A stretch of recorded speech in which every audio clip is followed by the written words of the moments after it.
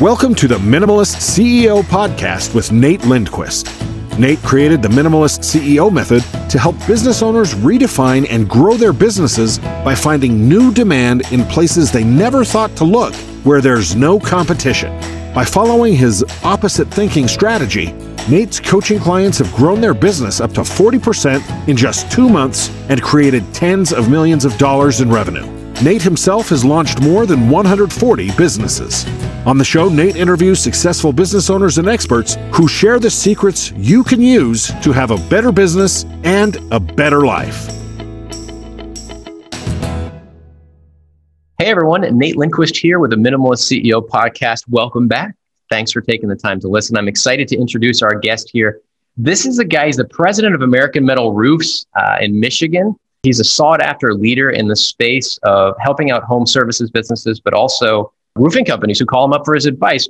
What's interesting about this, it seems like a very natural transition from trained physician to building a multi-million dollar roofing company. So let me introduce you to Frank Farmer. Thanks for being on the show and on the podcast, Frank. Thank you, Nate. Thanks for having me. And it's right up there. You go ahead and pick up a couple of bachelor's degrees and go to medical school and then sell home improvements. It's not a natural progression for sure. It's why people go to get trained as a physician, right? Is to get into the roofing business. You know, as a physician, you find out that it's not all what it's cracked up to be, and that there's opportunities out there to be happy. As a physician, I found that many people back in the 80s were not happy. Medicine was rapidly changing back then, and I found out I had to see a patient every 7.5 minutes, and that didn't sit well with me.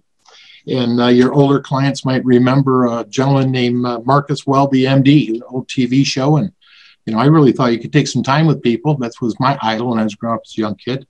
And I found out that wasn't reality. So a change was in order, and I decided not to practice.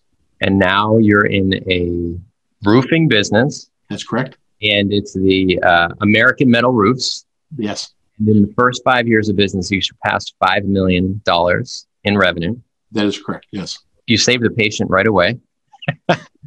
Well, as we left the medicine world, I started an apartment locator service where I really learned medicine. I was very young in medical school. I was in medical school already at 20. And that's kind of unheard of. The average age of my class was almost 28. So I was the Doogie Howser of the industry. And when I left that, I started an apartment locator business. I was managing apartments while I was going to medical school, so I had some revenue. And I always had my hands in many things. And I got my teeth kicked in. I had a business that I chased money all the time, chased landlords to pay me for my services. And had a friend who said, there's a better way. And he showed me the home improvement industry. And I started selling windows back in 1986. Okay. And stayed in that business for about 14 years. And then I started American Metal Roofs. So you said that as I go back here to what you're sharing, Frank, you said that you think it's important to be happy at what you're doing. And saw a side of the healthcare space, the medical space as a physician that you didn't really like, it didn't appeal to you. Then you went into roofing. And it sounds like, well, before you get into roofing, you went into selling windows, you went into property management or property. I did some property management, apartments, did some turnarounds on some big complexes. Is that right? You said people were beating you up and you weren't happy. So you made the transition in the physician world to unhappy at first, some frustrations early in the game and making this transition to home services. So tell me a little bit about that. If you could expand on what was it that made you unhappy during that process? Well, when I started the apartment locator service, as I said, I was managing some complexes while I was going to medical school.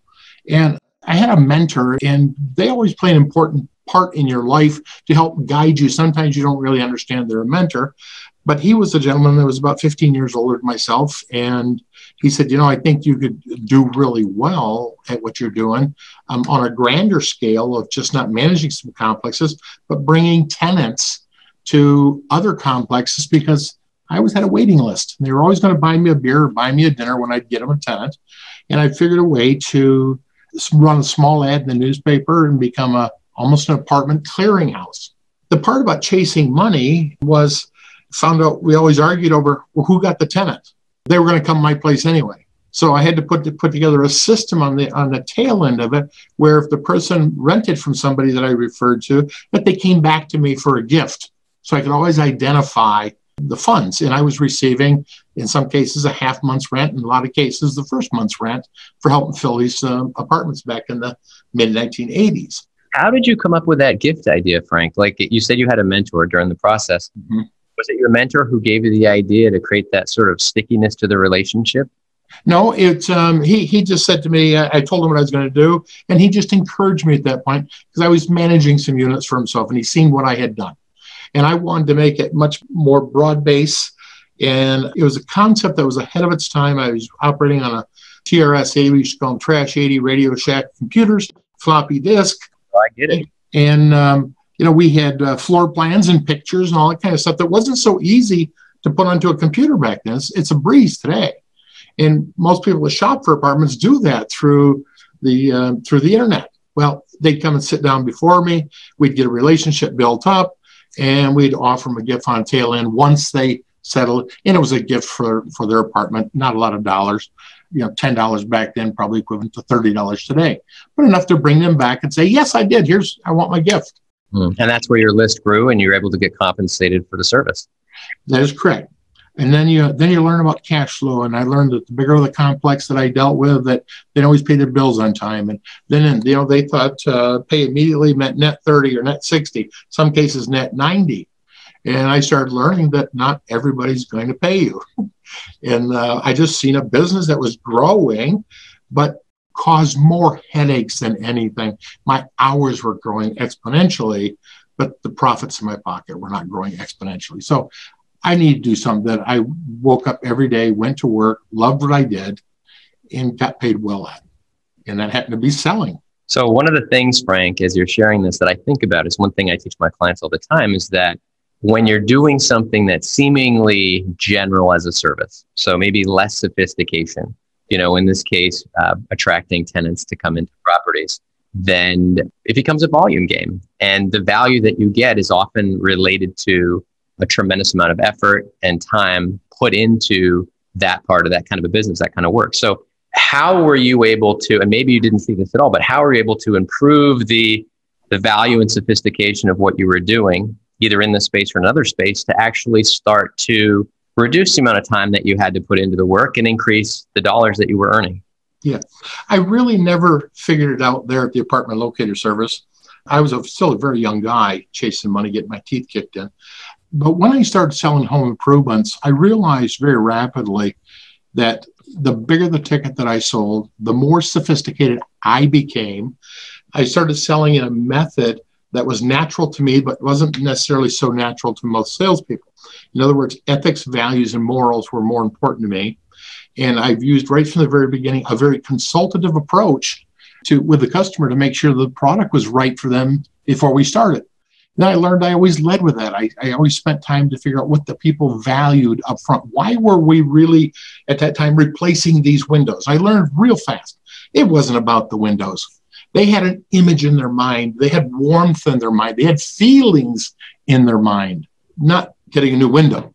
That was secondary to all the emotion. Once I figured that part out, and I learned then that I could get a much bigger ticket than everybody else because people trust me, they liked me, and I worked for them. I zoomed to the top very fast. I took those methods of selling and a consultative approach and literally lined them all up into programs and began teaching other people inside this company. And pretty soon that company just soared because we were there to help that customer. It wasn't about us. We made it customer centric. And when we did, they trusted us. So you helped build a window business, a window replacement business. Yes, I did. Yes. Built-in replacement. Yeah. And you did it there was an owner of the company. So you weren't the owner at that time. Is that right? No, I was not the owner. I thought I was going to own it. I moved up through the ranks, ended up running all the offices, then become vice president of sales, vice president of operations. We were to over $20 million back in the late 1900s. And the owner came to me one day and said, I can't keep my commitment to you and going to sell the business to my son. Sounds so strange to say late 1900s. So you started in the business when there was a horse and buggy. And then in the late 1900s, this is very interesting, isn't it? When you move into 2000 and whatever. It's neat. It really is. So I made that transition at the end of 99 in 2000. And literally what I did is I took the same selling system and adapted it to metal roofing. And so that we still operate on a one-call close. We go in, an average ticket of over $45,000. We're in the house, gain the trust, and we're writing an order in 2.5, 3 hours. And you're still talking about the window business, right? No, I'm talking about the metal roofing business. By the time we moved ahead, yes, I moved ahead of you to 2000. We make that jump. I think it's important, a distinction that'd be great for our listeners to hear. What are some of the things that you did to make the shift into the metal roofing business? And how, you obviously saw you were in a place where you needed to make a change. So I guess that this is kind of a two-part question. The first, how did you know you needed to make the change? And what could maybe other people in business look for when it's time to make that change? And then the second thing is, how did you jump into the metal roofing business and build a $10 million plus business? Okay.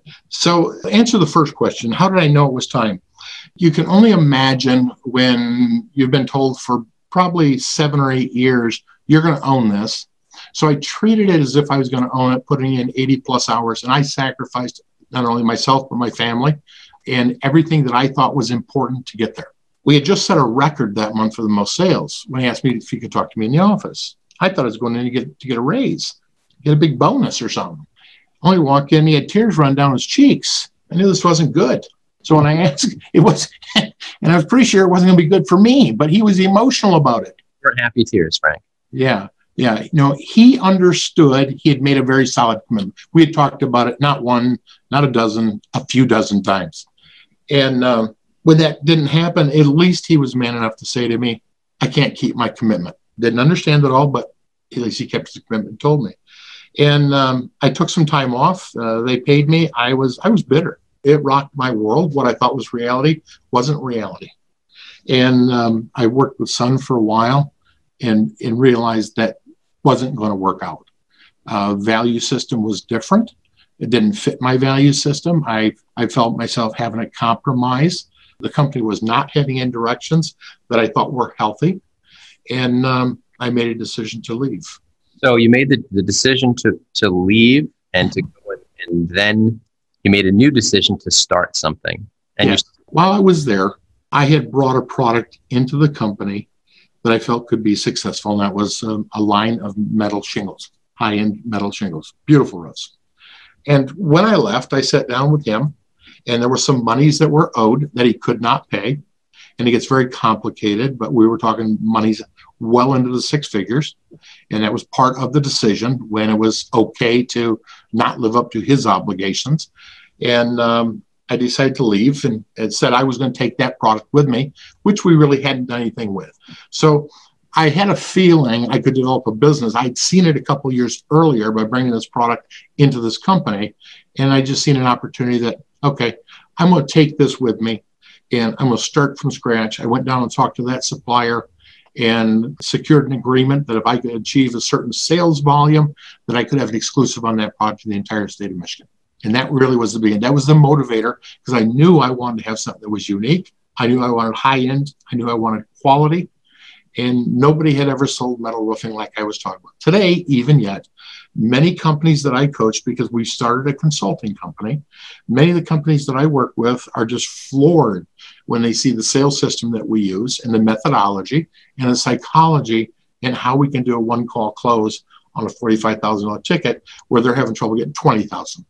So Frank, and that's definitely, I'm going to just put a little reminder on that, because I do want to come back to the sales process that you have and talk about that. I'd like to go back for a second and just rehash a little bit, maybe even if we could delve into it a little bit deeper, this idea of how you created your competitive advantage in the metal roofing space. Sure. Really quickly. And I think I'm asking that because I think that one of the biggest problems that we see is people tend to use in business marketing or going to work in the business they've always done, expecting to see more sales. And then when they don't, they'll blame the economy, they'll blame the president, they'll blame bad weather, circumstances. But I know that a demand is created by finding an advantage that gives people what they need. And it sounds like you did that. So could you explain how you secured this competitive advantage where what you created was in demand for you and your new roofing business? Sure. First of all, we need to understand that competitive advantage, when people think of that most of the time, they go to dollars and they try to create their value by lowering their price, which increases, they think, the value per dollar. We take just the opposite approach that I did when I started. And I said, if I'm going to build a roof that's going to last, and I had seen what was going on in the asphalt industry, that we had a lot of rapidly failing roofs due to the mixture of the shingle, the asphalt being pulled out, the oil being pulled out, and fillers being put in, and I'd seen all the class action lawsuits that were going on. So I knew I had something that was going to drive business to me if I had a solution.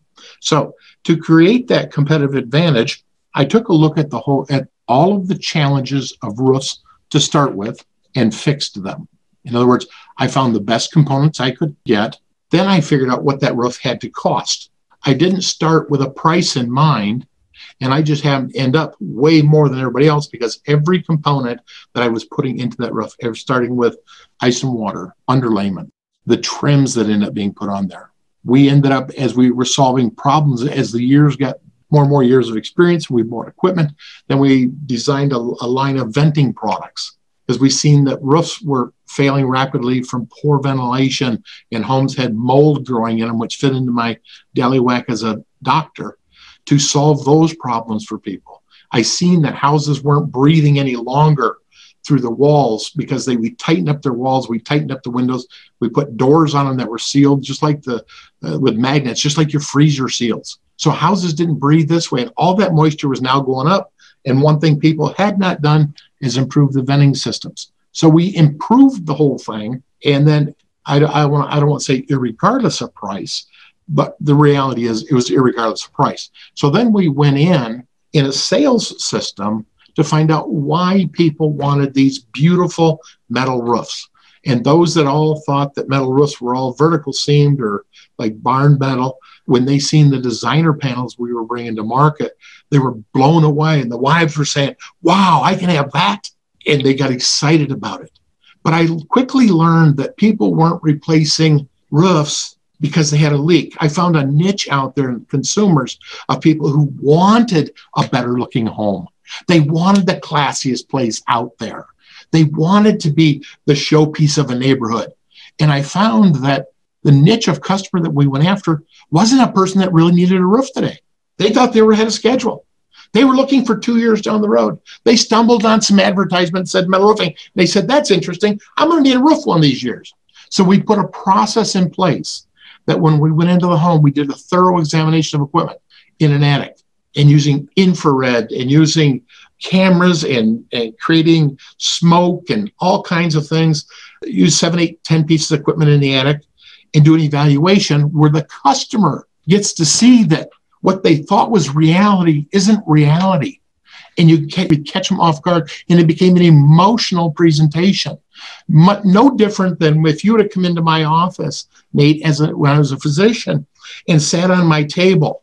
And we've all had it where some doctors puts a stethoscope on your chest, and he says, take a deep breath. You go, and he moves around to the back quadrant, and he says, take another breath. You go, and if he stops and doesn't go to that next quadrant, says, do that again. You're like, what? What's wrong? Nothing. And he silently walks across the room and starts to write something down. Now he's got your attention. And I think so many times when we're selling, especially in home improvement, we don't know how to legitimately and rightfully get somebody's attention to become the expert. So I quickly learned to become the expert. And when I learned to become the expert, they followed me. And they had in mind maybe to spend $15,000 on a roof. And by the time we finished presentation, they're looking at you saying, now, Frank, we want one of these roofs. I'm just not sure I can afford it. And they're thinking 60, 80,000 in their mind because the value was there. I solved their problems and I gave them what they wanted and they trusted me. Frank, what you've shared is brilliant here. And I know, there's a tendency for somebody here in an interview to say, wow, that's brilliant, really good. Let me make Frank feel good. So one of the things that we think about regularly is in my business, and I'm a turnaround specialist and a contract CEO advisor and a business mentor, you've demonstrated a process where as you've described this step by step, where you challenge the old thinking. You've done a complete paradigm shift in the industry. Yeah. Nate, what happens if you think of it this way? When you go to a customer, they have what we call box A mentality. And that mentality is all based upon what they perceive to be true at that moment. And they make those statements. I'm not going to buy anything right now. We're getting 3 bids. We're doing this. I'm telling you right now, we won't be making our mind up for a month or 6 months. When you're able to shift their paradigm by being a consultative approach, not acting like a salesperson and telling. We say telling isn't selling. When you can shift their paradigm to box B with all new facts, it is then that they say, when can we get started? Your authority is built here by a very scientific approach. And one thing I'm looking at here is, and again, it's part of our 7 new demand gold mines that I talk about all the time. You're describing it in your business where you are hunting for the undersolved problems. Yes. You're completely deframing the old, this is what I get when I get a roof conversation. And the whole story around it, you're saying, you probably thought that this was a roof. You probably thought that this was just because there's some shingle damage. Let's take a look at, if I'm not mistaken, let's look at the health of your house. Let's look at how it breathes. Yeah. I love the doctor analogy here. The idea of, you take that second breath in, he's in the back quadrant in your back and says, oh, hold on, do that again. Because isn't that one of those moments in the doctor's office where you're like, what did he hear? Yeah. And it's done the same way when we're working with a customer and we're doing an analysis. You see, the reason that works with you when he says this quadrant, and he can interrupt that is because you knew the next step was to go on to quadrant 3. When that didn't happen, you knew something was up. It's no different than, almost everybody knows that their blood pressure should be, 120/80. Well, you got to know what the test results should be so that when they take your blood pressure and they say it's 154/101, you say, whoa, isn't that a problem? Otherwise, you'd say, oh, okay, you have nothing to base it on. So before we go through any examination, the customer needs to understand what we expect the results to be. You see, most of my physician friends blow it at this state. You get some blood tests done. They don't tell you what is normal in all of these ranges and get you anticipating what the results are. What happens is they take your blood and then tell you your cholesterol is 220, it's high. Oh, okay, doc, great. Well, how high is high? Okay. Now, if he had told you ahead of time, if we're getting over 200, there's a good chance you're stroking out and having a heart attack. If we get to 220, we're going to think about maybe doing something real serious with you, like if you're non-compliant, putting you in the hospital. You're like, oh. So now you get the result back and it's 220. And you say, oh, because you know what that is. We do something where we have 8 stages of home destruction, and we explain that to a customer so that they can then analyze where their house is at in this death process. Because every house goes through a death process, no different than human life. Some houses die when they're 30, some 50, some make it to 100, some to 150. But they're all dying. So where's your house at? And they figure out they're already at stage 3. And they know when you get stage 3, stage 5, stage 7 come pretty fast, and you tear the sucker down. Well, that's different than saying you need a roof. Yeah. The customer just needs to understand where they're at. And the idea of, okay, there could be a rehabilitation. There's a way to heal a house. There's a way to change the structure. The good part about a house is the defibrillator will there's things you can do, or you can just, we're going to do a structural transplant. So what I love, and I think it's important to note this because I think everyone in business needs to hear this a second time, is what is normal and what you should anticipate. What are the healthy results that should be there, that you should be expecting. What I love about you saying that is if you apply it, it sounds like you could almost apply that to any box industry, any kit. Like, oh, I think I know what this is going to mean for my roof. I think I might know what this is going to be for my doors, my windows, my basement, my mold, blah, blah, blah. This is what's to normal levels.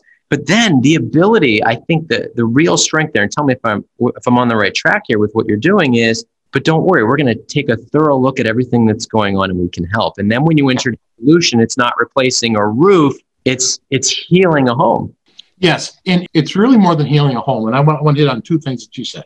The first one is that once you have this person with this box B mentality after all the testing and evaluation up front and figuring out what they need and what they want, at least what they said they did, and then you blew that apart because they've got more problems than what they ever imagined. Going through the next phase is presentation, where you help that customer understand the difference between yourself and your competitors and yourself.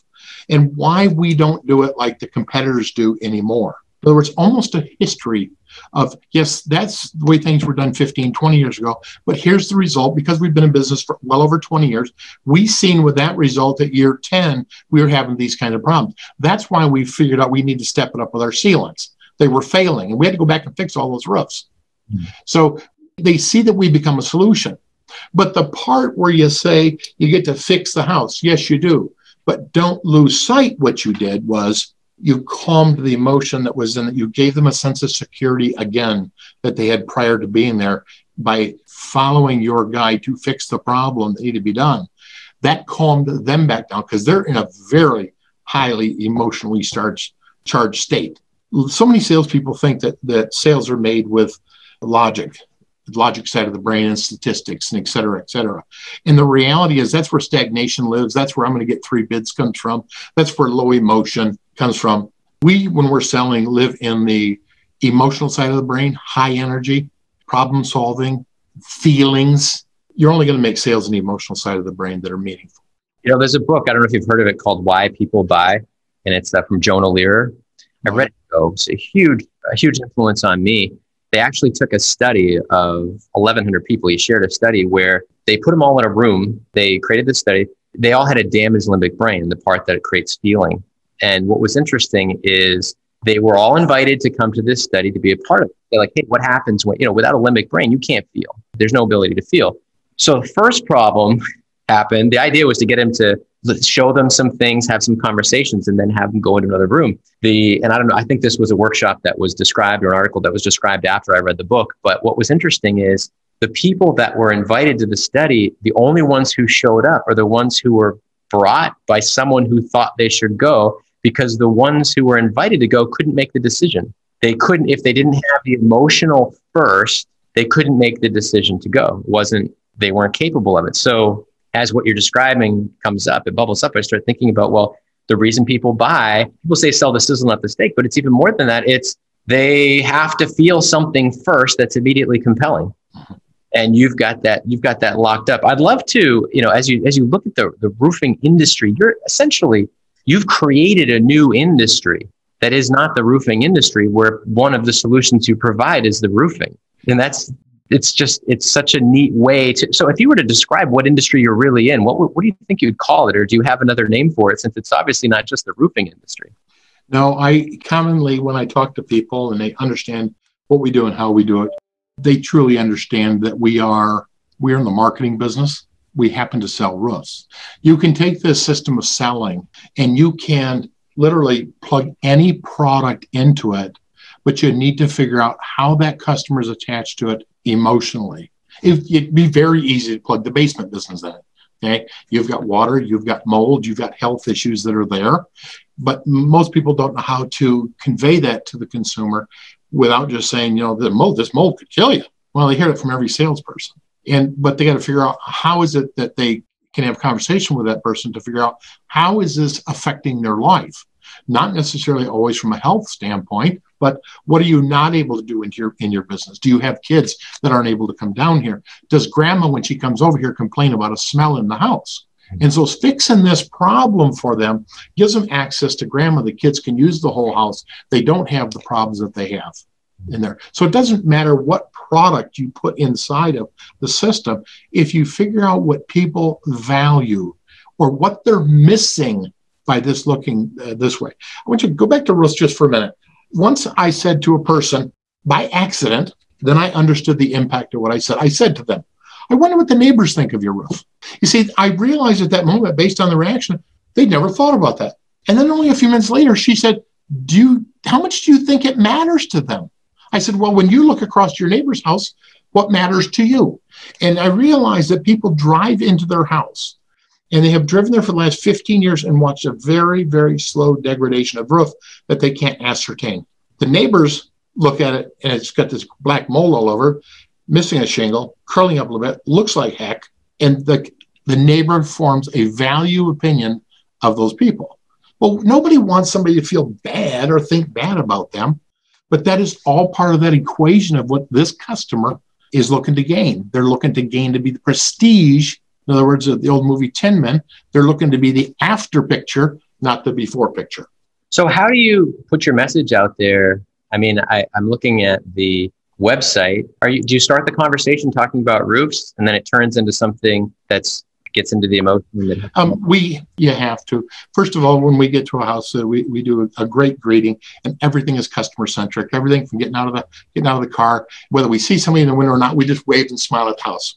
Understand that the customer standing in back of the window is probably looking and seeing us anyway, and all of a sudden we come across friendly. When we go to the door, we're going to use their name 3 or 4 times before we even give them our name. Most salespeople go there and say, "Hi, I'm Frank from blah, blah, blah company." Well, that's not customer centric. They start to notice something different about us because we care about them from the very beginning. We then will sit down or tell them up front, we have a few questions that we want to ask you so we can get you exactly what you want. Would that be okay? We get consent. Then we sit down. We just start in a normal fashion. How old is the house? How long have you lived here? How old is the roof? Tell me what you like about your roof.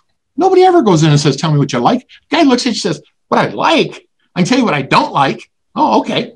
Go that way." "Well, I don't like it does this. I don't like this." And the wife says, "I don't like the streaks." "Oh, okay." And we're just making little notes as we go because that's not the question we asked. But they just told me already a couple irritants. So folks, how did you end up choosing this house? I mean, it's a beautiful golf course here. Did you buy it because of the golf course? Why did you choose here? No. I live 2 miles down the way. We walk the golf course. We don't golf at all. So we don't try to guess why they're there. The kid's school was 1 mile from here, and it goes on. And he says, I don't golf. I love to boat. I spend my time boating. Oh, interesting. And we try to figure out what's making these people tick. In other words, if he didn't have to maintain the roof, if he didn't have to keep pouring money into the roof, what would it be that he'd use that money for? Because I don't want to talk about buying more roofs. I want to talk about him getting a bigger boat because he don't have to maintain this roof. So he's liking what I'm talking about. This is what he's interested in. And we just keep going. We don't ask do questions to get no answers. Our questions are designed always open-ended. But it's the second, third, fourth, fifth question that we ask on that same chain that gets us what we want. We're highly trained in the pain funnel to get down to see is there a cost associated with this pain. Does the guy puke every time sometimes we deal with problems so many times we don't even want to deal with it anymore. We just get this visceral reaction to it. Okay. So I can remember one lady I helped. Stop. I just want to interrupt you. Yes. Back to the idea of you're still at first having to get over the resistance of being apples to apples until the sales process. So is it your conversion process, your education, conversion, relationship building sales process, that consultative approach that removes that problem of apples to apples? Very first thing we try not to do is act like a salesman, because we can do everything, but if we do something stupid like salespeople do, and that is in the first 5 minutes, "So what's the budget you folks have attached to this project here?" Okay, we take a little different approach. That's what salespeople say. And if you're going to say that, they're going to say you're just like everybody else. So our approach is we don't talk money. If they want to talk money, they say, "We want to tell you we only got $20,000 for this project." Whoa, folks. We haven't even determined whether a metal roof is right for you or not. We are constantly doing the pullback, not the push forward, so that we can keep a friend and help them. Try to treat it like it's mom. Mom's going to spend her last $60,000 and she's going to be 70 years old. Okay, 80 years old. Is this what she's going to buy? Well, hold on, Mom. Let's take a look and see if this is best for you. Now, we're not going to limit and say, we don't think this is a good buy for you, because this is their castle. They get to decide what they want. What we find is people are in this was a big one for me to come across. People are in the money accumulation phase until they get to be early 60s to mid 60s. After that, they're in the money dispersion business. They realize they're 68 years old right now and ain't taking it with them. So they have the money to get whatever they want. Again, our customer, we figured out, is we go after a retiree, getting ready to retire or retire. That's who buys metal roofs. They're in their last house. It's not the 40-something. He wants to get the boat, okay? He doesn't want the roof. They're different phases in life. So we target who we're going to go after. And that customer wants to solve problems. They've got the money to solve problems, emotional problems. So in that survey, you ask the questions. All of them are designed to get towards emotion. What is the emotion they have? Because anybody can sell them a roof. But boy, when they trust me and the real emotions start coming out, I start to say, I helped one gal, she'd been in the house 30 years. She already had 5 roofs. Nobody can ever fix a wall problem. So Frank, I want to jump in real quick as you share really good advice. And I think, the thing that jumps to mind is I want to just make sure that we get what you're sharing in front of as many roofers as we possibly can, because most of them who I've spoken to are doing it wrong. And you're clearly doing something that really focuses on, again, one thing we teach in the conversion process is helping someone make a decision, even if that decision means that you're not the one who's going to help them. Yes. As we get closer to this, and I know we only have a short amount of time left, just a couple minutes, but what I'd love to do, Frank, is identifying right now the big problem that I've seen with home service businesses is the moment where someone is just, the prospect is disqualifying themselves. That moment where I just want to get a price, to give me your best price. I'm just going to bid. They don't want to listen. They don't want to reason. They're going to be the smartest guy in the room. Now, I have a process for that. Mm-hmm. What do you do? What are your teams? I mean, you got a $10+ million company. What are you training them to do when you've just got that kind of resistance at that point? Okay.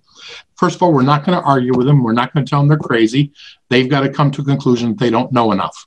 So simply, if you were to tell me, I don't care about all that down, just give me your price on your product, I would say to you, that's not the way that we work, but I'll help you any way that you want. I just need to know what it is that you want to price on. Then they might say something, and I say to them, fine, that's not a challenge. So let's just go through a couple of things that'll help me narrow it down, because we literally handle dozens and dozens of metal roofs. Do you want copper, steel, or aluminum? I know not copper, but probably steel. Okay, if you want steel, that's great.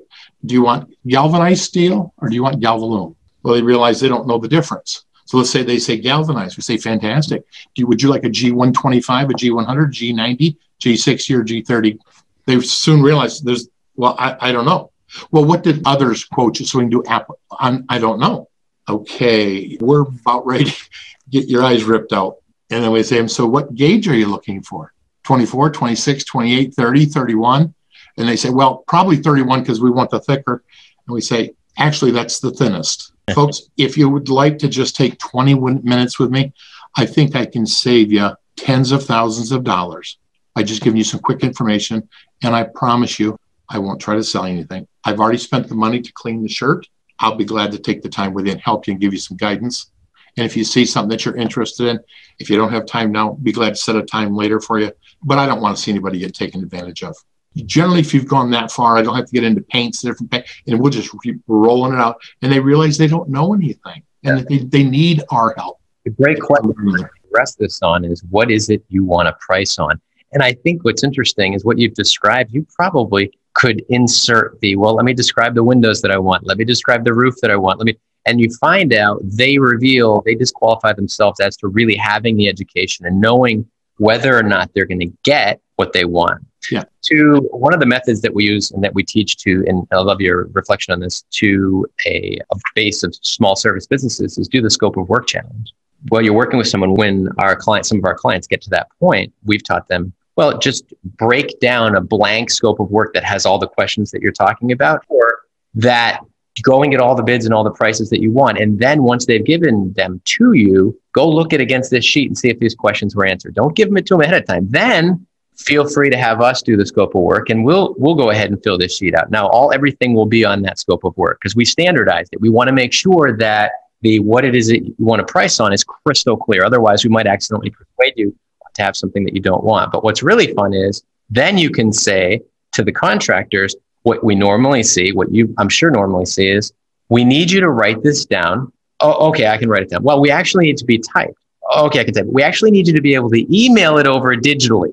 And now you're disqualifying these people because they're like chuck in a truck, person with a folder or binder, stuff they've printed out. They really want the sale, but they're not interested in helping. Then the next thing that happens, and their calculators rattling around in their little binder because they just want to get the money right. They just got to get the money right. That's what they were taught. And then we say, okay, tell you what, we'll make this easy for you. It's okay if you do it handwritten, but we need you to follow this scope of work. And we tell all of my clients who work in this space, that's the scope of work challenge. If at that point, that person still feels comfortable buying from one of them, please go buy from them, because this ain't going to work over here. Yes. Fortunate we've been in this business long enough that people that we talked to 12, 15 years ago who didn't take our advice because our products have all been quality, they've all been done consultative approach, they remember. they're back now saying, we wish we would have listened. And there's such valuable stories and lessons to let future customers hear. Frank, what you're doing is really smart. I love the idea of having further conversation with you after this, just to share some of the stuff that you're doing. Maybe do Facebook Live. Maybe we could even get some posts out there. We talk about service space all the time, and I dig what you've been on this journey. Your sharing is obviously from a place of having lived it, and I've enjoyed this time that we've had together immensely. As we're getting close to wrapping up. Sure, I welcome the opportunity. You reach a point where in sales, we don't need to sacrifice ourselves. We can be very, very, very proud of our industry. We don't have to lie to people. We don't need to sugarcoat it. We don't need to do any of that. A lot of salespeople think that they need to always agree with the customer.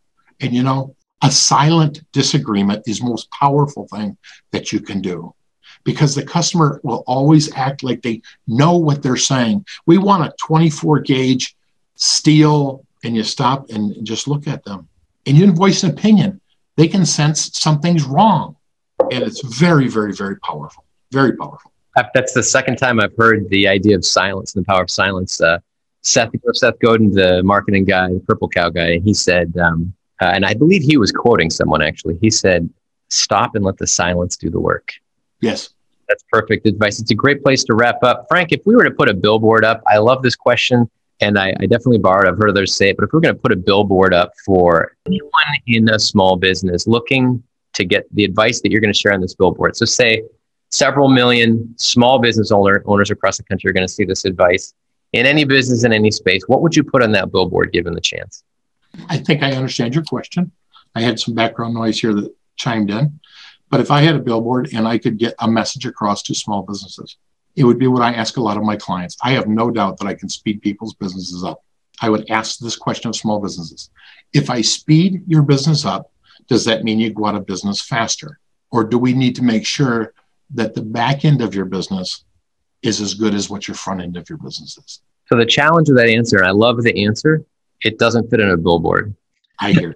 So if we had to fit it on a billboard, because so much genius that you've shared, Frank. Yes. I'm going to go listen to this again. And that happens where I'm like, wow, there's some nuggets in there. Because listen, we steal like an artist, right? We steal a little from there. It makes us all better. There's nothing that I've figured out where it wasn't a piece of an experience or someone else's experience. So I tell them practice before they preach.